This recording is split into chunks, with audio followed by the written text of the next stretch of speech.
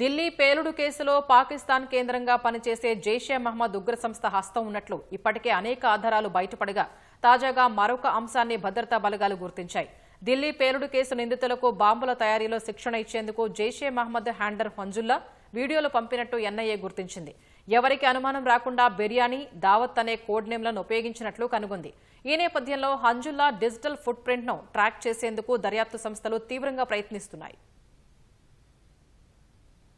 ఢిల్లీ పేలుడు ఘటనలో కొత్త విషయం బయటపడింది. కీలక నిందితుడు ఉమర్ నబీతో పాటు మరికొందరికి బాంబుల తయారీలో శిక్షణ ఇవ్వడానికి ఉగ్ర సంస్థలు పాకిస్తాన్ నుంచి బాంబు తయారీ వీడియోలు పంపినట్లు ఎన్ఐఏ గుర్తించింది. హంజుల్లా అనే జైషే మహ్మద్ హ్యాండ్లర్ ఈ వీడియోలను అతడికి పంపినట్లు తెలుస్తోంది. ఉగ్రకుట్రల గురించి నిందితులు టెలిగ్రామ్ యాప్లో చర్చించుకునేవారని, ఇతరులకు అనుమానం రాకుండా ఆయుధాలు, బాంబుల గురించి వంటకాల పేర్లను సీక్రెట్ కోడ్లుగా వాడేవారని అధికారులు తెలిపారు. పేలుడు పదార్థాలకు బిర్యానీ అని, ఉగ్ర ఘటనలు అమలు చేయడానికి దావత్ అని కోడ్ నేమ్లను వాడినట్టు గుర్తించారు.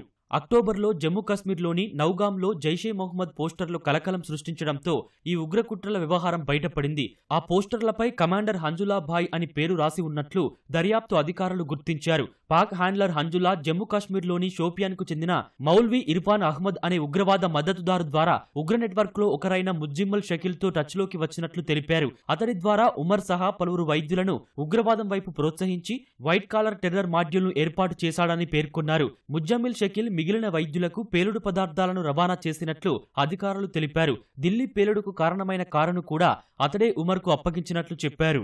2022లో ముగ్గురు ఉగ్ర డాక్టర్లు తుర్కియేలో పర్యటించిన సమయంలో పాక్ హ్యాండ్లర్ అక్కడ వారికి సిరియాకు చెందిన ఆపరేటివ్తో సమావేశాన్ని ఏర్పాటు చేసినట్లు అధికారులు గుర్తించారు. అందులో వారు బాంబుల తయారీ, ఉగ్రదాడుల ప్రణాళికపై చర్చలు జరిపినట్లు సమాచారం. ఢిల్లీ, గురుగ్రామ్, ఫరీదాబాద్లోని హై ప్రొఫైల్ ప్రాంతాలను లక్ష్యంగా చేసుకోవడానికి ఈ వైట్ కాలర్ టెర్రర్ బృందం 200 శక్తివంతమైన ఇంప్రూవైజ్డ్ ఎక్స్ప్లోజివ్ డివైస్ ఐఈడీలను సిద్ధం చేస్తున్నట్లు పేర్కొన్నారు.